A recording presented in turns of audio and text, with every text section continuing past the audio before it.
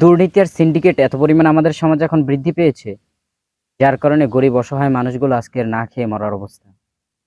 যারা বিশেষ করে মধ্যবিত্ত তাদের অবস্থা তো আরো করুন। গরিব যারা অসহায় আছে তারা তো দেখা যায় দুমুঠো ভাত মানুষের কাছ থেকে চেয়ে হলেও খেতে পারে, কিন্তু যারা মধ্যবিত্ত, এমনও শ্রেণীর মানুষ আছে যারা কিনা সমাজের মধ্যে সুন্দরভাবে পরিপাটিভাবে চলাফেরার চেষ্টা করে, অথচ তার ইনকাম বেশি একটা নেই। সে সমাজের মধ্যে একটা সম্মানিত একটা স্থানে থাকে। বিশেষ করে কয়েকটা শ্রেণীর পেশার মানুষের কথা আমি বলবো।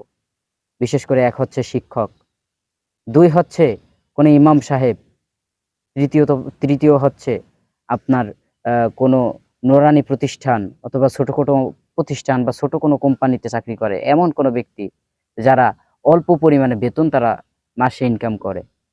এই সকল পরিবারগুলো কি করে, আমার বড্ড আফসোস হয় এই কথা ভেবে যে এই মানুষগুলো তারা সমাজের জন্য পরিশ্রম করে সব থেকে বেশি, অথচ তারা এই সমাজের সব থেকে বঞ্চিত অবহেলিত স্থানে।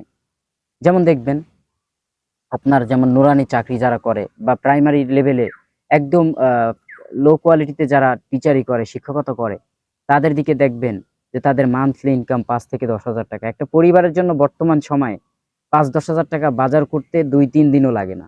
২ দিনের মধ্যেই বাজার শেষ হয়ে যায়, এরকম একটা অবস্থা এখন বর্তমান সময়ে।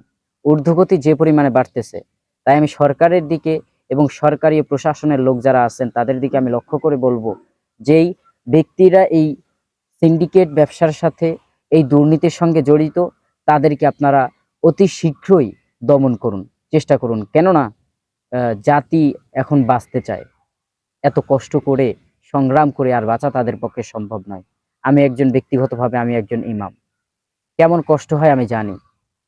এই কথাগুলো মুখ ফুটে অনেকে বলতে পারে, অনেকে পারে না, কিন্তু আজকের বাধ্য হয়ে আমাকে বলতে হচ্ছে যে ইমাম শ্রেণীর মানুষ যারা আছে, আপনারা ঠিকই আপনার ঘরে প্রতিনিয়ত গরুর গোশত রান্না হয়, ভালো ভালো খাবার রান্না হয়, অথচ ইমামের বাসায় কিন্তু কোনো খাবার রান্না হয় না সেরকম ভাবে। দেখা যায় ইমাম কোরবানির হজ করতেছে, হজের আপনার আলোচনা করতেছে, কত সুন্দরভাবে গুরুত্ব সম্পর্কে সে আলোচনা করতেছে, অথচ সেই ইমাম সাহেব কখনো হজে যেতে পারে না, সেই ইমাম সাহেব কখনো কোরবানি দিতে পারে না। একদিনও কি ভেবে দেখেছেন যে এইটার পিছনে কারণটা কি? আসলে আমরা কখনোই এইসব জিনিস কল্পনা করি না, কারণ আমরা সকলেই স্বার্থপর। স্বার্থপরিতার এই সমাজে বসে তারা না পারে বলতে, না পারে কিছু সইতে, এমন একটা অবস্থা। তাদের দিকে লক্ষ্য করবেন যে তারা মাসে বেতন পায় ৫ হাজার টাকা, অনেকে আছে ৬ হাজার টাকা, অনেকে ৭ হাজার টাকা, বেশি হলে এই চাকরিতে সর্বোচ্চ হলে ১০ হাজার টাকা বেতন পায়। কি হয় এই সমাজে এই ১০ হাজার টাকা দিয়ে? একটু চিন্তা করুন তো আপনি চলতে পারবেন কিনা। তাহলে আপনি কিভাবে তাদেরকে এই বেতন দিয়ে তাদের পরিবার চালানোর জন্য বলেন? অনেকে অজুহাত দেয় এরকম ভাবে যে আপনাদের টাকায় অনেক বরকত আছে।